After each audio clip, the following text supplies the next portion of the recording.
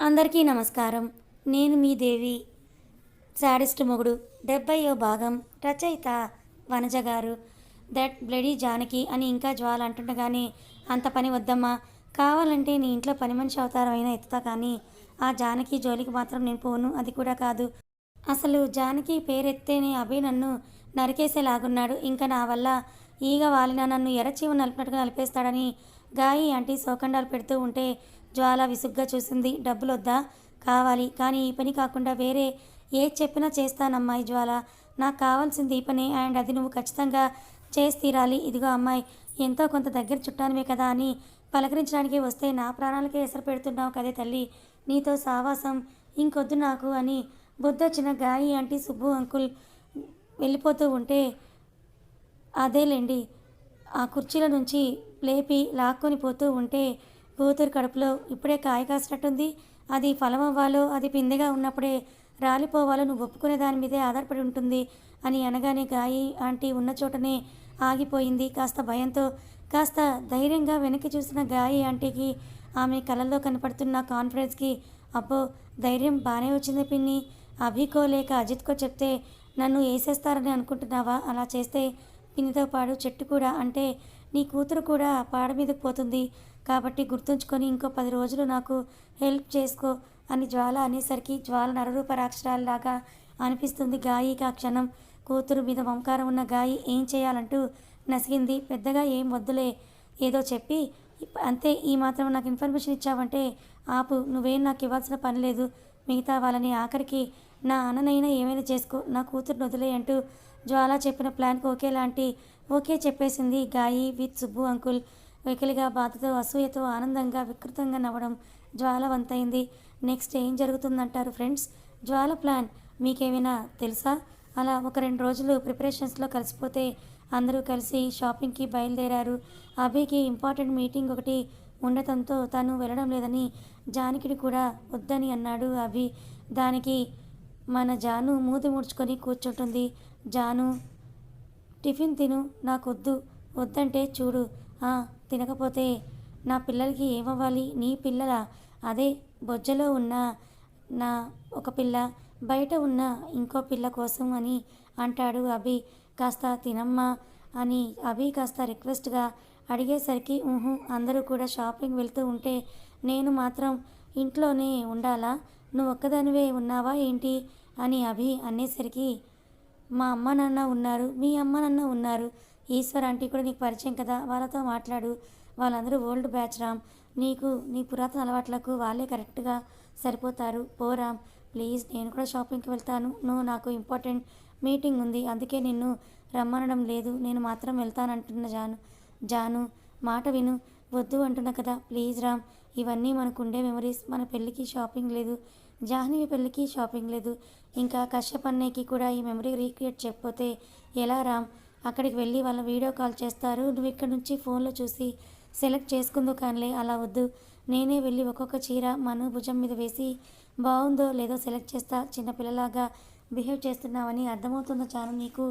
నువ్వు ఎక్కువగా భయపడిపోతున్నావు, అది నీకు అర్థమవుతుందా అని జానకి అనేసరికి అభి జానకిని హక్ చేసుకొని, నేను నీ విషయంలో ఛాన్స్ తీసుకోలేనని అభి అనడంతో అభి భయం తెలుసుకుంటూ అభిని తన ఒళ్ళో పడుకోబెట్టుకొని, సరే నువ్వు టెన్షన్ అవ్వకు, నేను ఎక్కడికి వెళ్ళనులే, మరి టిఫిన్ ఇటివ్వు తింటా.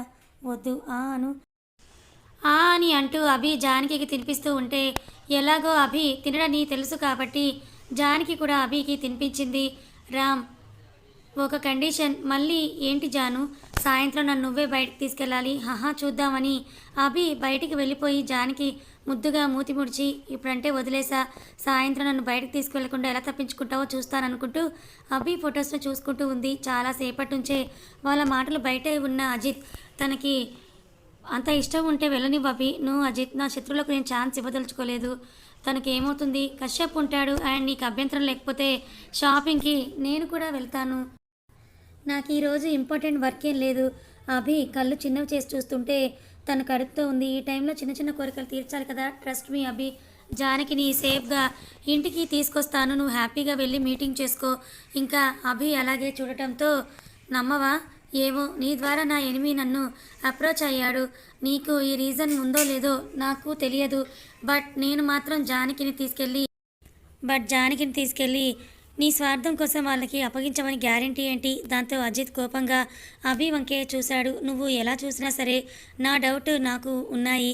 చెప్పు, ఆ విలన్ దగ్గర నువ్వు తనని వదిలిపెట్టమని గ్యారంటీ ఏంట్రా? అభి చెయ్యి చాపి ఒట్టు వేస్తూ నేనే ప్రామిస్ చేస్తున్నాను కదా అభి, నా ప్రాణం అడ్డు తేపెట్టైనా సరే జానకిని జాగ్రత్తగా ఇంటికి తీసుకొస్తాను, మా అమ్మ మీద ఒట్టు అభి అని అజిత్ సిన్సియర్గా చెప్పడంతో అభి కూడా కొంచెం డౌట్గానే ఓకే చేశాడు. దీనివల్ల నీకు ఇంకో బెనిఫిట్ కూడా ఉంది అభి అని అజిత్ అనేసరికి అబ్బో ఏంటో అది అని అభి అడగడంతో గత 1.5 సంవత్సరంగా విలన్ పాపకి టచ్లో ఉన్న అజిత్కి తను ఎలా ఆలోచిస్తుందో బాగా తెలుసు కాబట్టి ఇప్పుడు నువ్వు మాతో రావడం లేదని జానకి బయటకు వస్తుందని ఆ విలన్కి ఎలాగో తెలిసిపోతుంది కదా, అంత ఖచ్చితంగా చెప్పావంటే నువ్వు కానీ చెప్పొచ్చు. నాతో కథలు పడుతున్నావురా? అజిత్ కోపంగా చూస్తూ నాతోనే అన్ని పనులు చేయించిందంటే ఇప్పుడు నేను లేను కాబట్టి తన ప్లాన్లో తను ఉండొచ్చు. అండ్ జానకి మీద డెఫినెట్గా ఏదో ఒక టార్గెట్ పెట్టే ఉంటారు. దానికోసమైనా బయటకి మీ విలన్ గారు వస్తారేమో అని అజిత్ హింట్ ఇచ్చేసరికి అభికి కూడా నిజమనిపించింది అది. పైగా తన లైఫ్ స్పాన్ని క్యాలిక్యులేట్ చేసుకుంటూ త్వరగా ఆ విలన్ పని పట్టాలని అభి కూడా తన మనసులో అనుకుంటూ ఆలోచిస్తూ జానకి వరకు ప్రమాదం రాకుండా అజిత్ కశ్యప్లు చూసుకుంటారని 70% నమ్మకంగా అతనికి అనిపిస్తున్నా కూడా ఇంకో 30% ఛాన్స్కి వదిలేయకుండా సీక్రెట్ సెక్యూరిటీని కూడా అరేంజ్ చేశాడు అభి.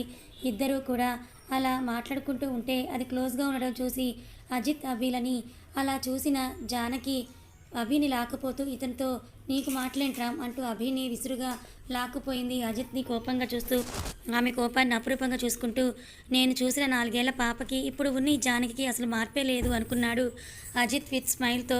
పాపం అప్పుడే బయటకు వచ్చిన అజిత్ జాహ్నవి అలా నవ్వుతూ ఉండడం చూసి ఇతనికి నవ్వడం కూడా వచ్చా అనుకుందో ఏమో చూసి సైలెంట్గా మళ్ళీ రూమ్లోకి వెళ్ళిపోయింది.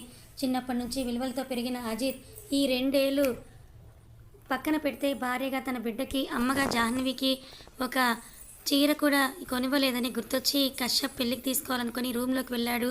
అతన్ని చూసి జాహ్నవి ఇంకో పక్కకు తిరిగితే రెడీ అయితే వెళ్దాం. ఎక్కడికి? షాపింగ్కి. పాపకి కాస్త గాయత్రి గోరోజనం ఎక్కువ పోయడంతో నీ దృష్టిలో పడుకున్న వాళ్ళందరికీ షాపింగ్లు తీసుకెళ్తావా అని జాహ్నవి అడగడంతో ఏదో సాఫ్ట్గా మాట్లాడదామని వచ్చిన అజిత్కి జాహ్నవి అలా అనడం గుర్తొచ్చి కోపం వచ్చి ఆమె చెంప వరకు చేతిని తీసుకొని వెళ్ళి ప్రెగ్నెన్సీతో ఉందన్న విషయం గుర్తొచ్చి ఆగిపోయాడు.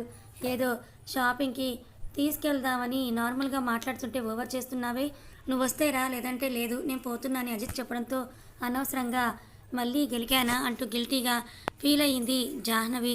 After some time Kashyap, Manu, Ajith, Jagathi, Giri అందరూ హాల్లో షాపింగ్ కోసం ఉంటే వాళ్ళనే చూస్తూ అభిని కొరికేలా చూడలేక డ్రై ఫ్రూట్స్ కొరుక్కుంటూ ఉంది జాహ్నవి కూడా రెడీ అయి రావడంతో జానకి ఇంకా కొరికేలా అభిని చూస్తుంటే జాను వెళ్ళి రెడీ అవ్వు, షాపింగ్కి వెళ్ళవా అని అభి అడగడంతో జానకి కళ్ళు మతాబులు అయ్యాయి. నిజంగానా అని అభికి మాత్రమే వినిపించేలా అడిగితే నీ ఫ్రెండ్ అండ్ అన్నయ్య నేను జాగ్రత్తగా చూసుకుంటారంట, వెళ్ళిరా, వాడుంటే నేను పోను రా. ఏం కాదులే, నేను చెప్తున్నా కదా వెళ్ళిరా అని అభి నమ్మశక్యంగా కళ్ళు ఆర్పడంతో అజిత్ని పక్కకు పెట్టి కశ్యప్, మనువుల కోసం ఫాస్ట్గా రెడీ అయ్యేసి వచ్చింది జాను పాప ఫీల్తో హుషారుగా.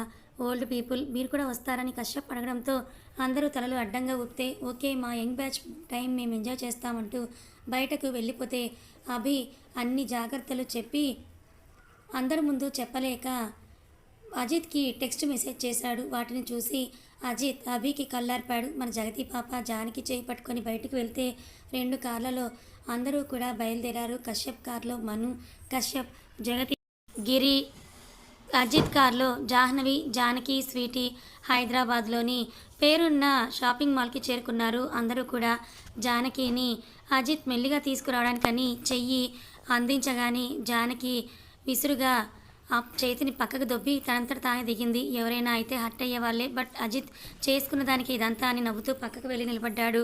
కశ్యప్, అజిత్ కార్ పార్కింగ్ కోసం వెళ్తే ఆడవాళ్ళందరూ మాల్ లోపలికి వెళ్ళారు. వీళ్ళ వెనకే సెక్యూరిటీ కూడా ఆ వెనుక తెలియని ఒక జత కళ్ళు కూడా. అందరూ సెకండ్ ఫ్లోర్లో ఉన్న ఉమెన్స్ సెక్షన్కి వెళ్తే ఎవరి భార్యలకు వాళ్ళు తీసుకోవడానికి హస్బెండ్స్ కూడా వెళ్ళారు. కశ్యప్ మనుని అది తీసుకో ఇది తీసుకో అని సతాయిస్తూ ఉంటే మను విసుక్కుంటుంటే అది జానకి ఫన్నీగా అనిపించి ఎంటర్టైన్ అవుతోంది. అంటూ రాణి దగ్గు దగ్గి అజిత్ జానకి పక్క నిలబడితే జానకి ఏంటన్నట్టు చూసింది. జ్యూస్ అని అంటూ సర్వర్ దగ్గర తీసుకొని అజిత్ జానకి ఇవ్వబోతే నీ చేత్తో నాకేం వద్దు అని జానకి మొహాన్ని గంటు పెట్టుకుంటే చాలాసేపు ట్రావెల్ చేసావు కదా కొంచెం తాగు అని అజిత్ ఆమెతో అంటే సౌమ్యంగా చెప్పినా నాకేం అక్కర్లేదు అని ఇంకోసారి కోపంగా చెప్పింది జానకి. అవునా సరే అయితే అభి లైన్లో ఉన్నాడు తనకి అదే చెప్తానులే అని అంటూ అజిత్ ఫోన్ బయటికి తీస్తూ ఉండగా అయితే అభి పంపించాడేమో అని గటగట తాగేసింది జానకి. జాహ్నవి అలాంటి మాల్స్కి రావడం కొత్తేమీ కాకపోయినా అజిత్ ఏదో తనకి కనిపిస్తాను అన్నాడని ఎంతో ఆశగా అతని వంకే చూసింది. తనేం సెలెక్ట్ చేసుకోవడం లేదు. స్వీటీ తన పరుగులు ఆపకుంటే జగతికి అలాంటి మాల్కి రావడం ఫస్ట్ టైం కావడంతో ఒక్కో చీర తన 2 నెలల జీతం అని భావించి అన్నీ చేత్తో కూడా ముట్టుకోకుండా సైలెంట్గా ఉంది. అజిత్ మాత్రం ఒక కాస్ట్లీ పట్టు చీర అంటే 10 లక్షల పైన వేసుకోవచ్చు మీరు. అది పట్టుకొని చూస్తూ ఉంటే జాహ్నవి అది తనకేనా అని కళ్ళన్నీ మెరిపించేసుకొని జానకి ఆ మూమెంట్స్ అన్నీ ఎంజాయ్ చేయడానికే వచ్చింది తప్పితే తనకి ఇవి తీసుకోవాలని ఇంట్రెస్ట్ లేదు. ఎలాగో అవి తన కోసం షాపింగ్ చేస్తాడు కాబట్టి మను లెహంగాలు పట్టు చీరలు అన్నీ తిరగేస్తూ జానకి ఒక్కరోజు పరిచయం మన జగతిని ఒపీనియన్స్ అడుగుతుంటే వాళ్ళు ఓపికగా సమాధానం ఇస్తున్నారు. వాళ్ళలో తను లేనందుకు జాహ్నవికి కొంచెం బాధగా అనిపించి మనుతో ఫ్రెండ్షిప్ చేయాలని ఫిక్స్ అయిపోయి మను నీకు ఇది బాగుంటుంది ట్రై చేయని చెప్పడంతో నాకు నీ ఉచిత సలహాలు ఏవీ అవసరం లేదని చెప్పి మూతి తిప్పుకుంది మను. గిల్టీగా అజిత్ వైపు చూసిన జాహ్నవికి అతడి ఎక్స్ప్రెషన్లో నువ్వు చేసుకుందేగా ఇదంతా అని అర్థమైంది. చీరలు చూస్తూ సడన్గా పక్కకి చూసిన జానకి ఎక్కడికో వెళ్తూ కనిపించింది. జానకి ఎక్కడికి అని అజిత్ పిలుస్తున్నా కూడా వినకుండా ముందుకు వెళ్ళిపోయింది జానకి. ఆమెనే వెంటాడుతూ ఉన్నాయి ఆ 2 కళ్ళు. జానకి పలకకపోవడంతో అజిత్ని ఆమె వెనుక వెళ్ళాడు. తీరా అక్కడ చూస్తే అది కిడ్స్ సెక్షన్. స్వీటీ అక్కడ చూసి వచ్చి జానకిని తీసుకుపోయిందని అర్థమవుతోంది అజిత్కి. కానీ అక్కడ స్వీటీ చేస్తున్న హంగామాని చూసి దగ్గరికి వెళ్ళాలనుకున్నాడు. కానీ ఆమెకి ఫ్రీడమ్ ఇస్తూనే దూరంగానే నిలబడ్డాడు అజిత్. జానకి ఒక చోట నిలబడి అన్నీ చూస్తుంటే స్వీటీ మాత్రం పిన్ని ఇది నాకు బాగుంటుంది అది నాకు బాగుందంటూ తనకంటే పెద్ద డ్రెస్ లేదంటే చిన్న డ్రెస్ తీసుకొస్తూ జానకిని అడుగుతూ ఉంది. దానికి ఆహా అంటుంది తప్ప జానకి ఏ డ్రెస్ని కూడా చూడలేదు. నిజానికి తన కళ్ళు ఒక సైడ్ స్ట్రక్ అయిపోయాయి. అది గమనించిన అజిత్ అటువైపే చూస్తే అక్కడ బేబీ బాయ్ అండ్ బేబీ గర్ల్కి ట్విన్నింగ్ డ్రెస్ ఉంది. ఒక ఫ్రాక్ అండ్ ఒక చిన్న గోచి డ్రెస్. జానకి చాలా నచ్చడంతో ఇంకాసేపు అలాగే చూసి వెళ్ళి సేల్స్ గర్ల్స్ని అడిగి బాబు డ్రెస్ కావాలని అడగడంతో ఆ సేల్స్ గర్ల్ నో మేడం ఇది సింగిల్ పీస్ ఇవ్వము స్పెషల్గా ట్విన్స్ కోసమే డిజైన్ చేశాం సో మీరు తీసుకుంటే 2 కూడా తీసుకోవాలని ఆ సేల్స్ గర్ల్ తనతో చెప్పడంతో జానకి తన పొట్ట మీద చెయ్యి వేసుకొని నా బొజ్జలో కూడా ట్విన్స్ ఉంటే బాగుండు అని అనుకుంది ఆమె మొదటిసారిగా. సరే ఇప్పుడు కాకపోతే నెక్స్ట్ కూతురు పుట్టినప్పుడు ఆ డ్రెస్ ఎత్తిపెట్టి అప్పుడు వేస్తాలే అని తనకి తానే చెప్పుకొని సర్లే ఆ 2 కూడా ప్యాక్ చేయండి అని చెప్పి వెనక్కి వచ్చేసింది. అజిత్ అడ్డు తగలడంతో ఏంటి నీ ఓవర్ యాక్షన్ అభి నీతో నార్మల్గా మాట్లాడుతున్నాడని నేను కూడా మాట్లాడతాను అనుకుంటున్నావా అని గదమాయించి మళ్ళీ కశ్యప్ మనుల దగ్గరికి వెళ్ళిపోయిన జానకి. అజిత్ కూడా వెనక్కి తిరిగేసరికి వాళ్ళని ఎవరో అబ్జర్వ్ చేస్తున్నట్టుగా అనిపించింది. ఖచ్చితంగా ఇది ఎవరి పని అజిత్కి ఈజీగానే అర్థం అవ్వగానే వెంటనే అభికి మెసేజ్ చేశాడు. చాలాసేపు తిరగటం కూర్చోవడం వల్ల వాష్రూమ్ అవసరం జానకి పడితే ఎవరిని పిలుద్దామన్నా ఎవరికి వాళ్ళు షాపింగ్ని ఎంజాయ్ చేస్తూ ఉండేసరికి పక్కనే ఉన్న రెస్ట్ రూమ్స్కి కూడా తోడు ఎందుకులే అనుకుంటూ తనే మళ్ళీ వెళ్ళింది ఒక్కతే. అజిత్ అభికి మెసేజ్ చేయడంలో జానకిని చూడలేదు. సెక్యూరిటీ చూసినా కూడా రెస్ట్ రూమ్ కావడంతో దగ్గరికి వెళ్ళలేదు. ఆ చూస్తున్న జతకళ్ళు ఇదే మంచి టైం అనుకుందో ఏమో ఒక సేల్స్ గర్ల్ని పిలిచి ఏదో చెవిలో చెప్పి రెస్ట్ రూమ్లోకి పంపించింది ఆ 2 కళ్ళ ఓనర్. కథ కొనసాగుతుంది. మరి ఇప్పుడు జానకి ఏమైనా ప్రమాదం జరుగుతుందా? ఆ 2 కళ్ళ ఓనర్ ఎవరో మీకు తెలిస్తే తప్పకుండా కమెంట్ చేయండి. మరి జానకి ఏదైనా ప్రమాదం జరిగితే అభి అజిత్ కశ్యప్రుతని కాపాడతారా లేదా?